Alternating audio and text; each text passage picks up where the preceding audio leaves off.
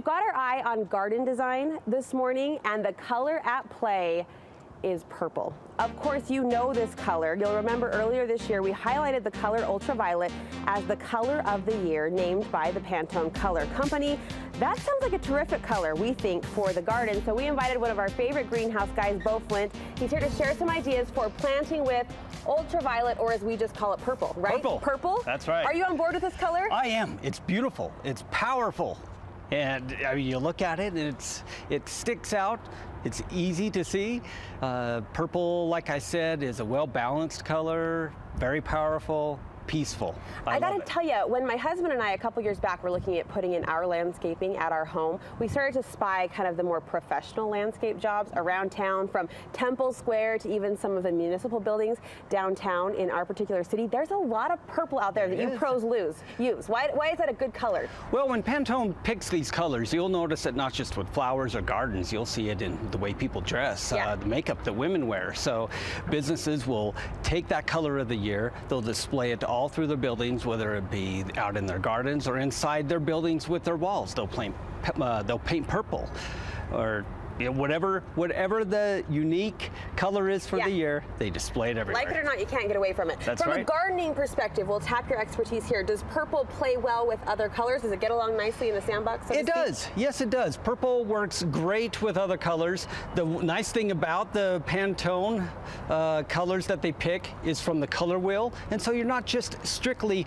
one color purple. You have different shades, tones, tints to it. Well, look behind me. You have created the most gorgeous monochrome. I mean, it's kind of like this ombre effect, this rainbow effect with the garden varieties behind us. I had no idea there were so many different shades of purple, to your point, that were available out there. Yep, and that's the way you want your garden. You don't want to just, if the color was just this one single color right here, it would just all be the same. You want to mix it up. You want to have all different shades and tones and tints of this color, and that's what makes it stick out and so beautiful and so unique. I mean, everything is different when you look at it. Well, from a fashion perspective, women have kind of grown to love the monochromatic look. From a gardening perspective, could you get away with, in a certain place in your yard, playing up just purple in the different shades and tones? Absolutely. Yeah? And yeah, just like it shows, I mean, you have the different shades.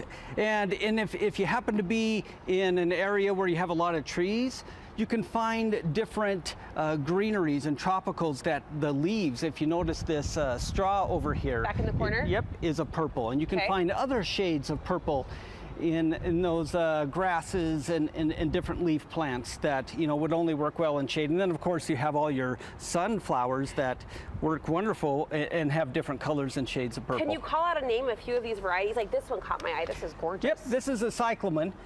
Most of these are grown for indoor use, but you can put them outside. They don't do as well in Utah and California. They are everywhere. Okay. These right here are hydrangeas. Nice. They work great outside. Look at the variation on the blues and almost the violet tone. Yep, yeah, and again, these are also hydrangeas, and you can tell they're all different, which is great to have because you can have a mixture of just hydrangeas if you want. Okay, two I want to ask you about. What's going on here? These are Oriental lilies. I love Oriental lilies, and the great thing about the Oriental lilies is they will come back next year because they're a bulb plant. Oh, nice. So once those blooms are done, don't worry about pulling it out of your garden. Leave it in there because those bulbs will grow again next year. Okay. These down here, these are perennial flowers, so they will also come back next year.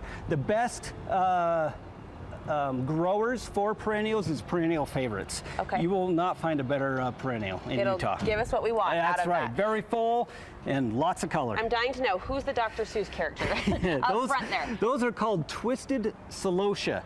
Another name is Velocia or Celosia venezuela. They're another really fun plant. Once they get a little older, you can notice they turn white here. That is so cool. If you just pinch that off like that, it'll produce new blooms. Hold that up for us. And keep blooming. Mean, look at the texture on that. Oh, when it starts to turn white is when you want to kind of deadhead it off. Yep. And new blooms will come on the plant. Okay, lovely. Are there other colors that you think would work well for this monochromatic idea? Oh yeah, and one great thing to do is just to go online and Google the wheel that shows all the monochromatic. What does this teach us? This teaches us, like right now, This is the color of the year. That's it. And if you notice over here, I've got a variation of these different colors. Yep, yep. Now, some people will say, well, I don't like purple. I don't want to go with the color of the year. So I gotta tell you, I struggled with this color, and I've said this more than once this year, once it was announced, because it was my high school color. And I was involved in some mild form of athletics, and we wore purple all the time. I still haven't been able to get over it. So not my favorite. I appreciate it in small doses. What other colors, though, do you like? well, like, say, for instance, somebody likes yellow. I like yellow. And so I've got different shades of yellow that you can grow with in your garden. I mean, you got sunflowers, chrysanthemums, kalanchoes. You have a number of different daisies and petunias and yellows that you can mix together in your garden. There's also pinks, if you were to follow the pink wheel. Now you're talking my language. There you go. You again have some hydrangeas that are pink, some chrysanthemums.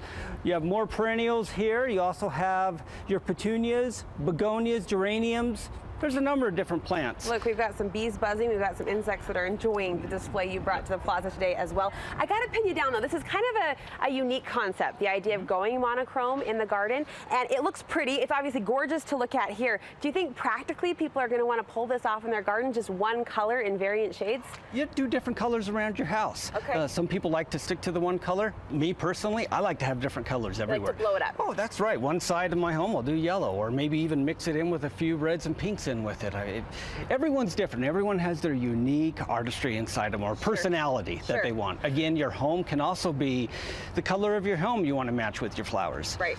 We talked about purple, one of the appeals being that it's so bold and it's so vibrant. You touched on red. I think that's another popular garden color for that reason, the strength and the presence that comes from that color. Can you point out a few of your favorite red varieties for us? So what's really nice about this shelf right here of red, all of these are shade plants. So if you have trees that are covering up shade, and you won't have like these petunias right here won't grow in the shade.